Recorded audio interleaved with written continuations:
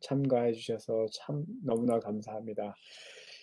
창세기 12장 1절로 3절에서 보면은 아브라함에게 하나님께서 그 언약을 처음으로 말씀하신 그 장면 여러분들 기억 한번 해 보시기를 바랍니다. 그 말씀 보면은 처음으로 아브라함과 언약을 맺으시면서 아브라함이 약속하는 게 아니라 하나님께서 내가 너로 어떤 복을 주고 내가 이렇게 해주겠다. 이렇게 일방적으로 이제 말씀을 하십니다. 그래서 일방적인 언약이고 하나님께서 모든 것을 주시겠다고 약속하시는 장면이 나오고 대신 아브라함은 하나도 하나님 앞에 뭐 제가 믿음을 바치겠습니다. 아니면 뭐를 드리겠습니다. 이렇게 약속할 것이 없어요.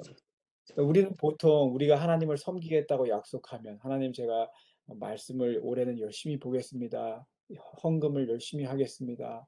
이러면 이제 하나님께서 나를 위해서 우리 아들에게 축복해주고 그 대가로 무엇인가 우리를 위해서 해주실 거라고 생각하는 그런 기복신앙 혹은 다른 복음, 율법주의에 우리가 빠지기 쉽지만 하나님께서는 분명히 아브라함에게 내가 하겠다고 반복해서 말씀하시는 걸 볼 수 있습니다. 결코 율법을 지켜서 우리의 공로로 약속을 받는 게 아니고 하나님은 성경에 기록된 모든 축복, 언약, 약속들을 반드시 일방적으로 하나님께서 이루어 주실 것이라는 것입니다.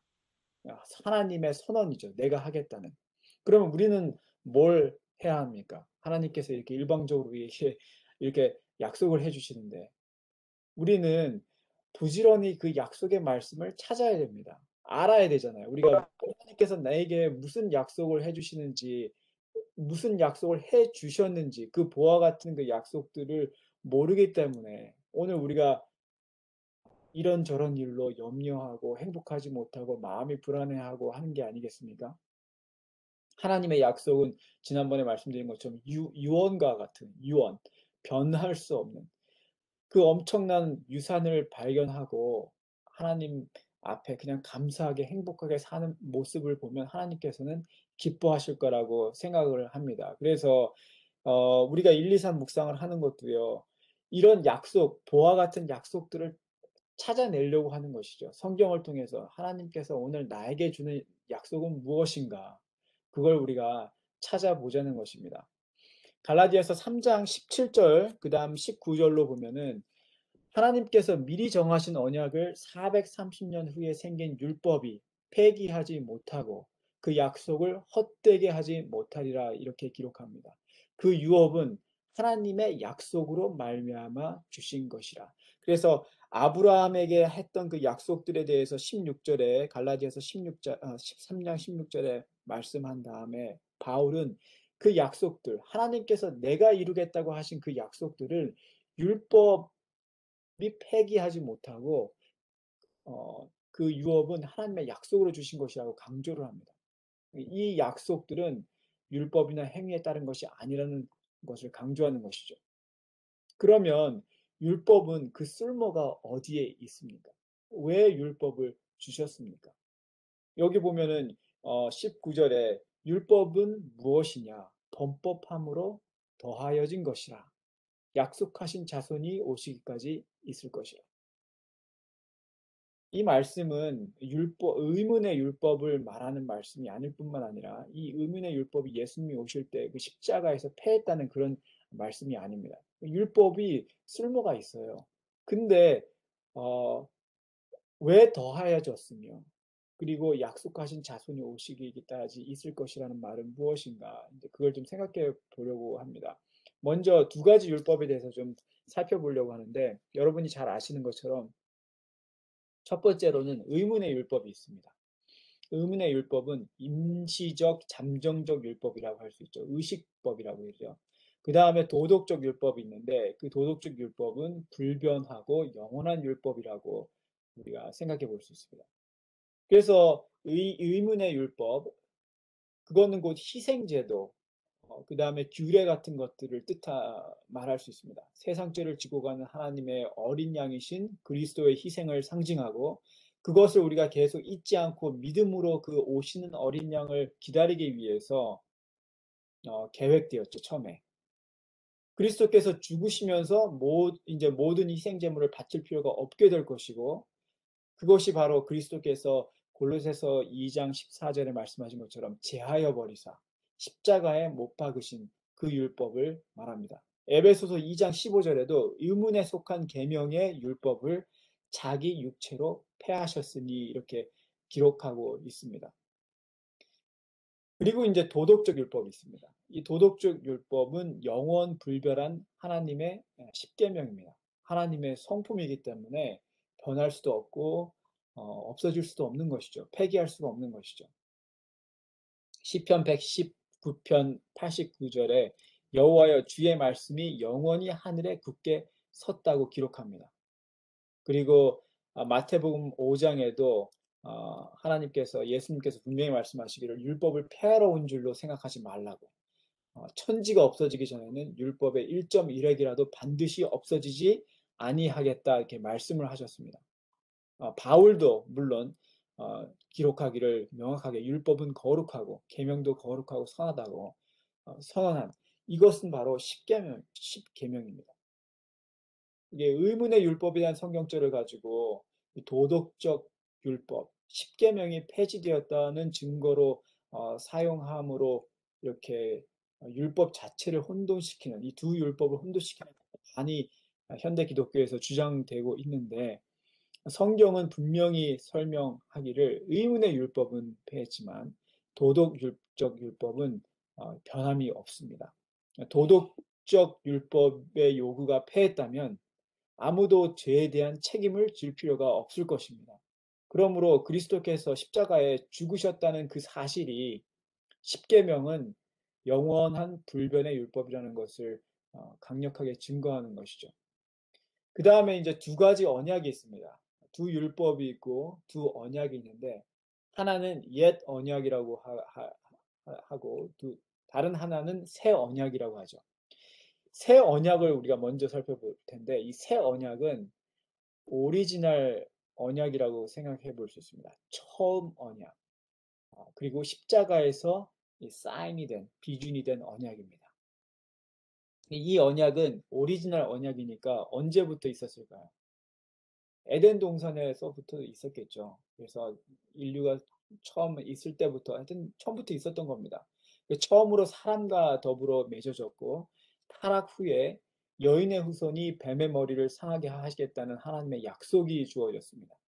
이 언약은 오실 구주를 믿음으로 모든 사람에게 용서를 제공할 뿐 아니라 율법의 요구를 순종할 수 있는 능력을 선물로 주시는 그 은혜의 언약입니다. 이 언약이 아브라함에게 되풀이되었어요. 이 약속은 그리스도를 가리켰습니다. 아브라함은 그 언약의 그 의미를 이해하고 죄 용서를 위해서 오실 그리스도를 바라보았다고 했어요. 그리고 그 그리스도를 신뢰하였습니다. 그가 의롭게 하심을 받은 것은 그 오실 그리스도를 믿음으로 말미암는 것이었어요. 갈라디아서 3장 8절 그다음에 16절을 보면 그걸 참조할 수 있습니다. 그래서 이 언약이 아담과 맺어지고 그리고 아브라함에게 되풀이 되었지만 예수님께서 십자가에 오시기까지는 그 비준이 될 수 없었습니다. 비준이란 말은 그 계약서에 도장을 찍는 것이죠. 이렇게 계약서에 계약이 나와 있더라도 거기에다 이렇게 도장이나 사인을 해서 그것이 공식적으로 완벽한 문서가 계약서가 되는 것이 비준입니다. 십자가에서 예수님께서 피를 흘리시면서 그 피로 그 오리지널 언약에 사인을 하셨던 겁니다. 그때부터 그 사인을 한 그때부터 그 언약은 새 언약이라고 불리워졌습니다. 옛 언약은 나중에 반복된 언약입니다. 양의 피로 사인을 한 언약이라고 생각할 수 있습니다. 성경에서 옛 언약이라고 불리는 그 다른 약속이 시내산에서 하나님과 이스라엘 사이에 체결되었습니다. 그래서 장소는 시내산이었고 하나님과 이스라엘 백성 사이에 체결된 것이죠. 그리고 양을 잡아서 희생제물로 그 피로 그때의 비준이 되었습니다. 새 언약은 원래부터 있던 언약이었고 옛 언약이 나중에 주어진 언약입니다. 근데 왜 나중에 주어졌는데 옛 언약이라고 하는가? 그거는 이 이름을 부르는 기준이 언제 사인을 했냐는 기준으로 이거를 부르기 때문에 그렇습니다. 그래서 옛 언약을 사인한 피는 양의 피로 사인을 한 거잖아요. 그거는 어, 아브람과 그 다음에 아담과 맺었던 그 언약을 비준했던 그 십자가의 피보다 훨씬 전에 사인을 했던 겁니다. 시내산에서 양을 잡으면서 그 피로 사인을 했기 때문에 옛 언약이라고 부르고, 그 후에 나중에 십자가에서 비준된 이 오리지널 언약을 오히려 새 언약이라고 부르게 되는 것이죠. 오리지널 이 언약, 그 창세기 3장 15장에 15절에 약속한 그리스도를 믿음으로 율법을 온전히 이루는 죽을 죄인이 예수님과 같은 새 사람으로 거듭난다는 완벽한 구원의 약속이 포함된 이 새 언약이 이미 있었는데, 왜 시내산에서 다른 언약을 세우셨을까?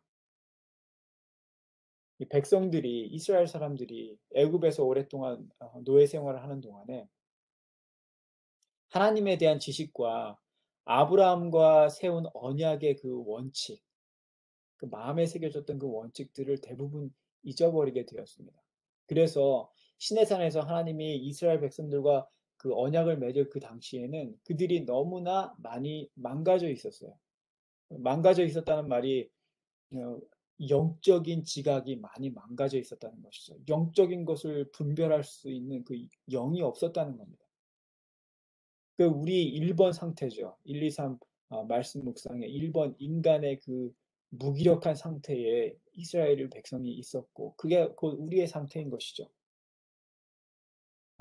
그래서 예를 들어서 아담과 하와나 아브라함에게는 하나님이 그 언약이 그냥 그 언약의 원칙이 그들에게 다 이해되고 있었다는 말은 뭐냐면, 예를 들어서 집을 잘 보고 있어라 이렇게 얘기하면은 어, 이미 마음에 새겨진 그 율법의 원칙에 따라서 잘 집을 보고 있는 거예요. 그 수준이 그만큼 높은 것이죠.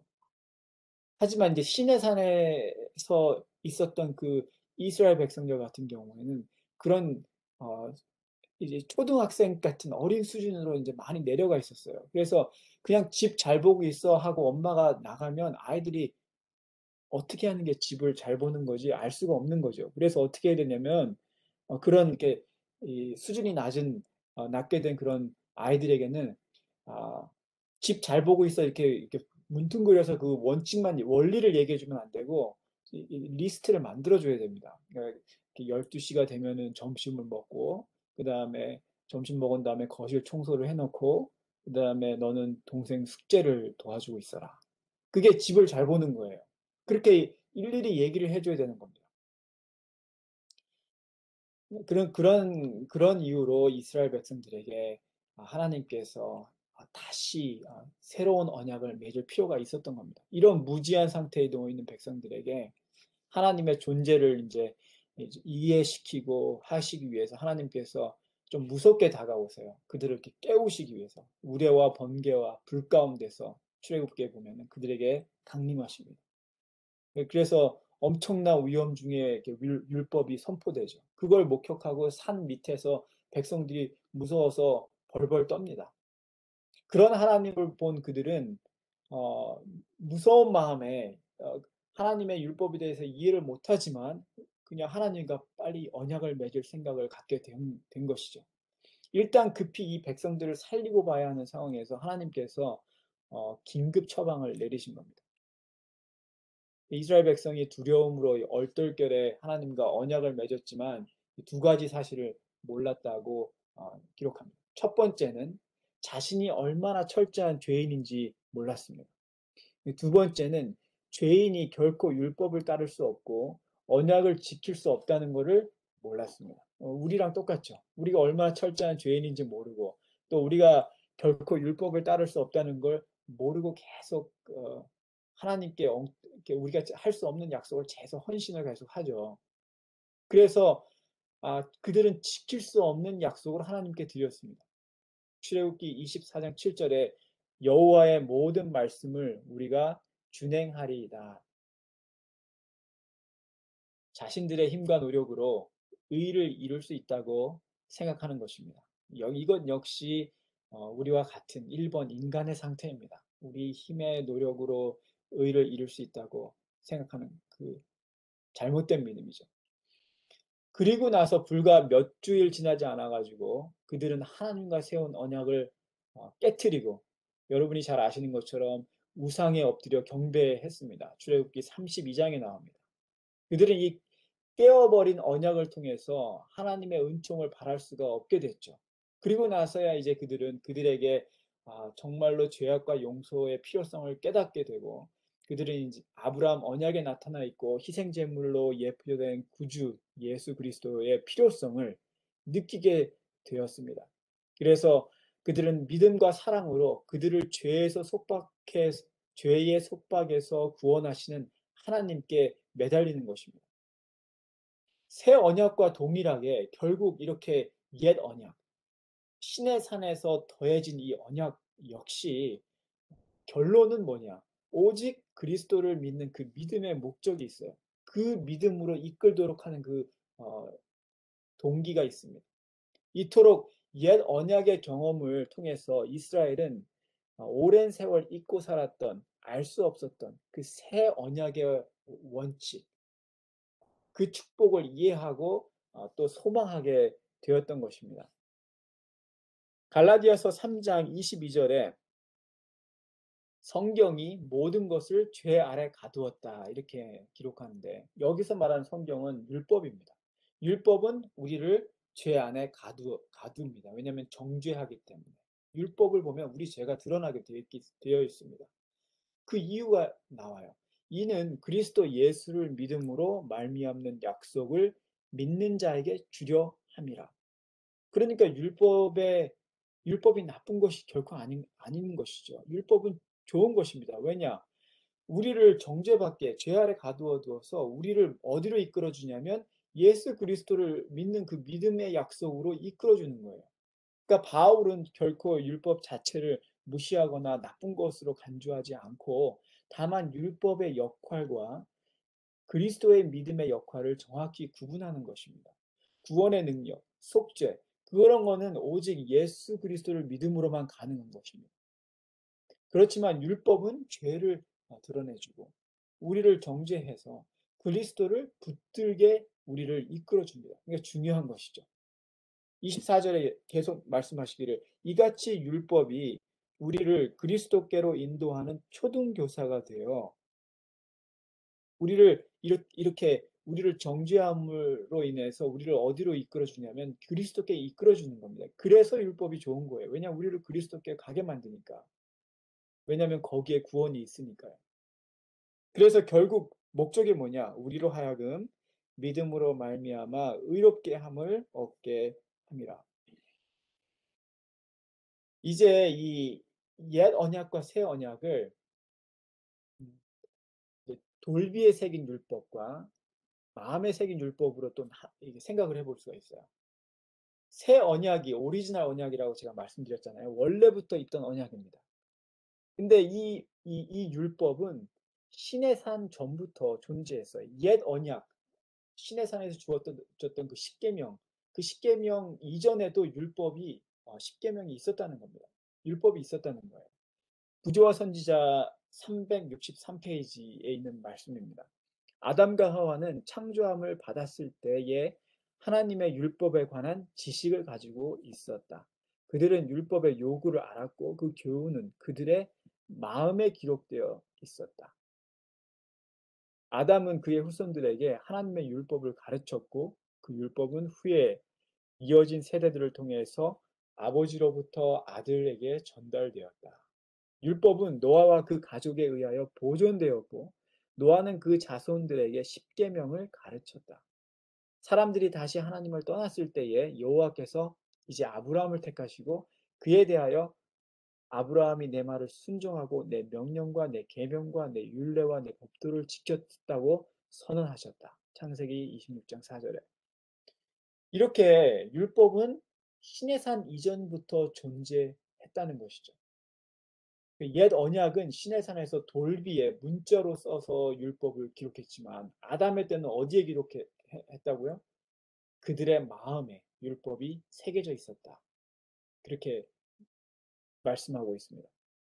나중에 언약으로 돌비해 주신 그것 역시 결국엔 마음에 새기도록 하나님께서 의도하신 것이죠. 마음에 새기지 않으면 겉모습과 행위로 그친다면 아무 소용이 없는 것입니다.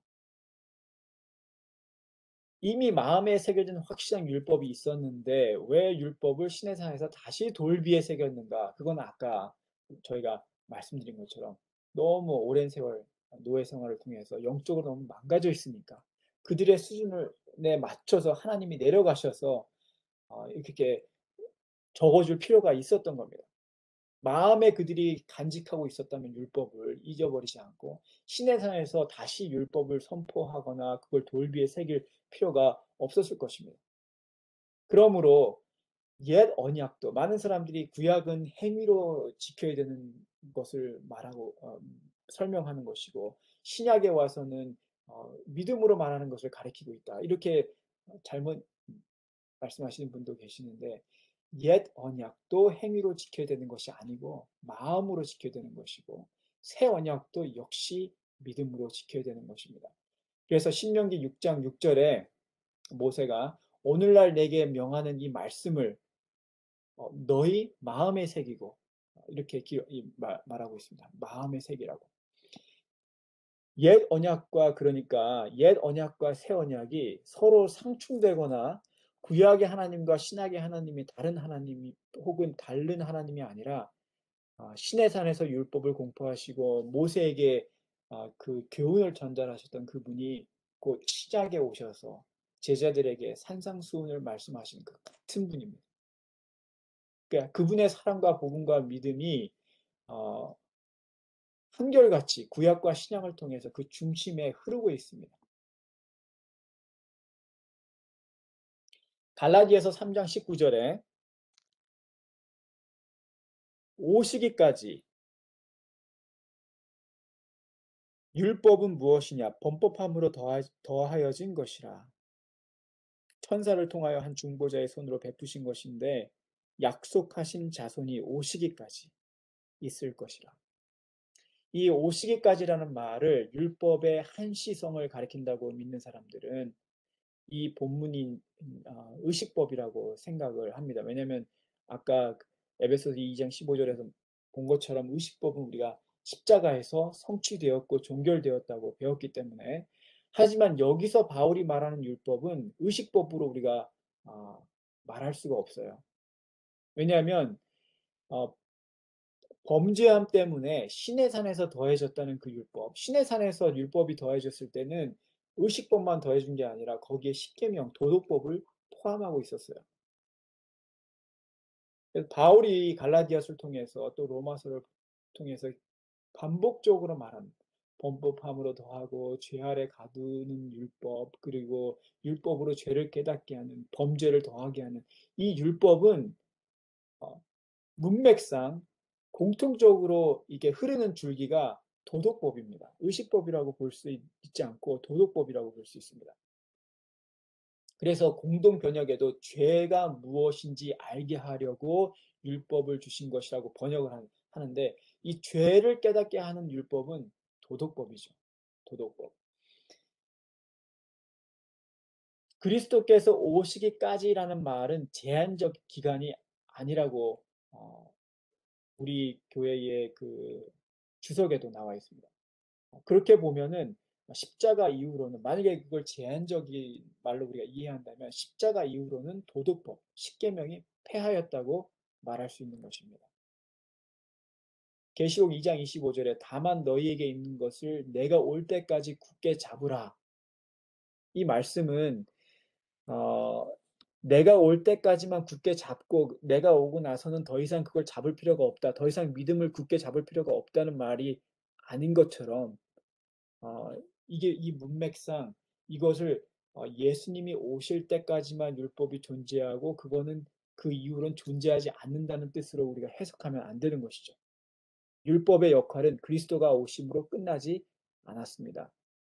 율법은 십자가 이후에도 계속해서 세상에 살고 있는 우리 모두에게 죄를 끊임없이 비춰줘야 됩니다. 죄를 인지하고 회개하도록 영적 거울의 역할을 해야 되는 것이죠. 하지만 그리스도가 오심으로 십자가에서 승리하신 그때부터 역사의 전환점이 시작되었어요. 율법으로 오실 예수님을 그때까지는 믿어야 했다면 이제 그때부터는 오신 예수님, 이미 구원을 이루어 주신 예수님을 믿으면 되는 거예요. 그래서 갈라디아서 3장 25절에 믿음이 온 후로는 우리가 초등교사 아래 있지 아니하도다 이렇게 기록합니다. 율법의 폐기를 뜻하지 않는다면 다만 우리가 더 이상 율법의 정죄 아래에 있지 않다는 말로 우리가 해석해야 되는 겁니다. 예수가 정말 오셨으니까 이젠 그 예수께 우리가 직접 가면 됩니다. 그 이름을 부르고 믿으면 그 안에 속죄와 구원이 이미 이루어져 있는 것이죠. 우리가 이렇게 정죄함 없이 하나님을 전심으로 섬기는 자유함을 공식적으로 얻게 되었지만 그 자유는 율법을 지킬 필요가 없는 죄 아래서 사는 그런 자유가 아닙니다. 율법으로 지속적으로 비춰지는 나의 죄를 예수께로 직접 가져가서 사함을 얻을 때 얻는 자유입니다. 믿음으로부터 그런 죄에서 마음에서부터 그런 죄들이 싫어지는 그런 자유입니다.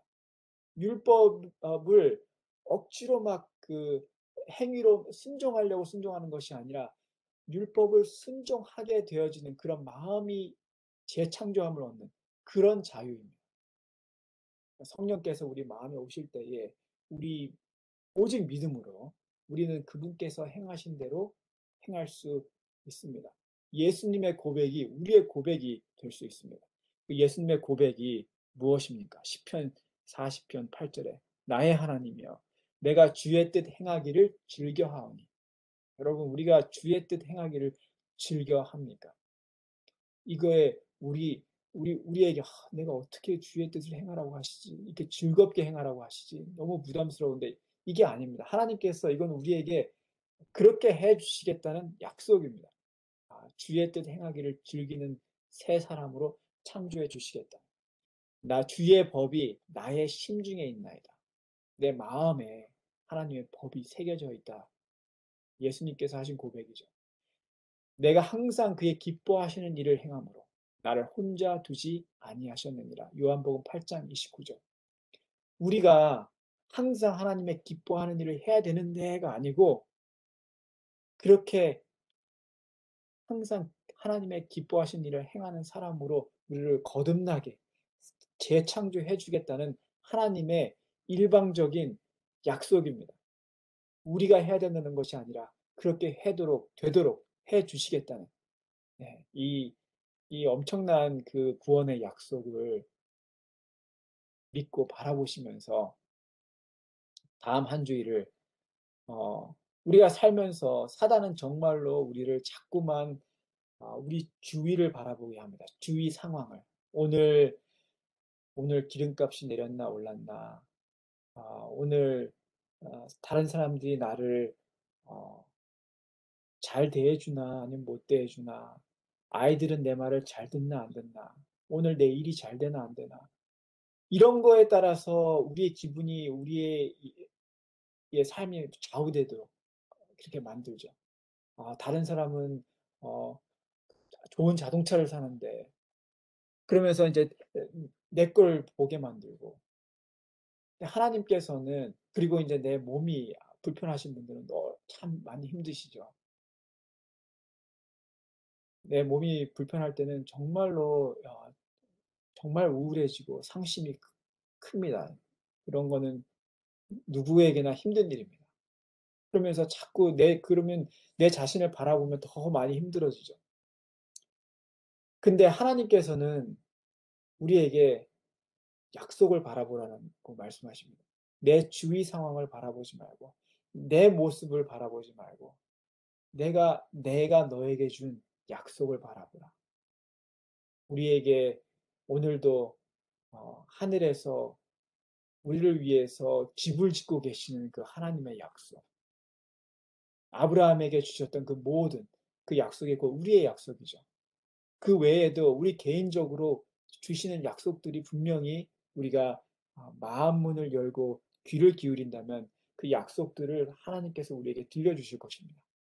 그 약속을 우리가 집중하고 그 약속을 바라볼 때에 우리는 세상이 요동하고 어, 역병이 창궐하고 어떤 위험한 일이 다 일어날지라도 우리는 용기를 잃지 않고 굳게 하나님 앞에 서게 될 줄을 믿습니다. 다 같이 기도하겠습니다.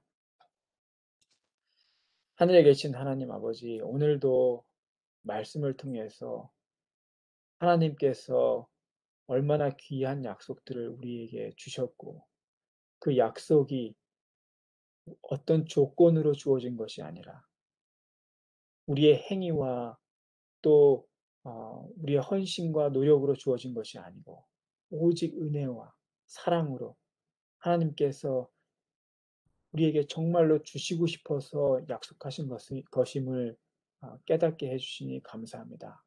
참으로 힘든 세상에 우리가 살고 있을지 모르지만 하나님 약속을 굳게 붙잡고 믿음만 가지고서 굳게 한 걸음 한 걸음 걸어 나갈 수 있도록 여기 모인 당신의 자녀들을 축복하여 주시옵소서. 다시 만나는 그날까지 하나님 우리 각자의 삶 속에 성령 하나님으로 충만하게 역사해 주시고 우리 삶 속에 하나님 때문에 살만 나는 결코 지치지 않고 다른 박질 치는 그런 당신의 용사들이 될 수 있도록 축복하여 주시옵소서. 예수님 이름으로 기도합니다.